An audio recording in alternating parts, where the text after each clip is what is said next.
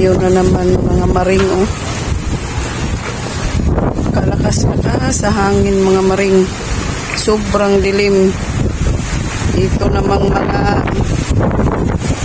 bangka, kanya-kanya ng ayos. O andun yung tiyuhin kung isa, inayos niya yung bangka niya. Kasi baka masubsob sa gilid, masira.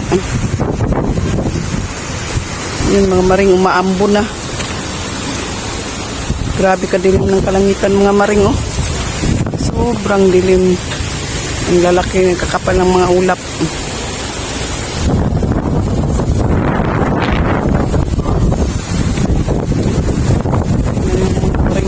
Grabing hangin, no?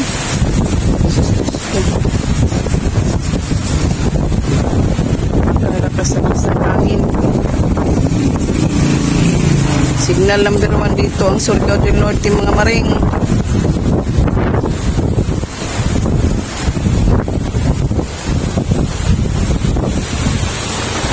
Tapos doon banda yan yung bukana palabas dito sa amin.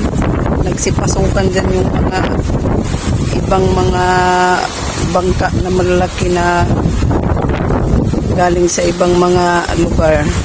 Kasi safety dyan eh. Hindi dyan, ano kasi yan dyan, looban kasi yan dyan banda sa may gilid. Sa manang panahon. Dagat o kaalon. Pero kagabi, sobrang laki ng dagat. Diyos ko. Ang laki ng dagat. Tapos makakapaa. Doon sa bakura namin.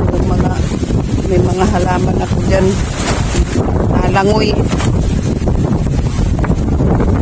Doon sa kabila yung halaman ko. Grabe talaga. Yung dagat, oh. Kung malaki ang dagat sa umaga, sigurado ako. Grabe na naman tong ano na to. Bagyo, signal number 1, Surigao del Norte. Ayan sila, oh. Kanya-kanyang ayos sa mga sasakyan ng mga bangka. Kanya-kanyang ayos. Kasi nga, ang sama ng panahon. Delikadong tiyuhin ko, hindi pa tapos nag-ayos ng bangka niya.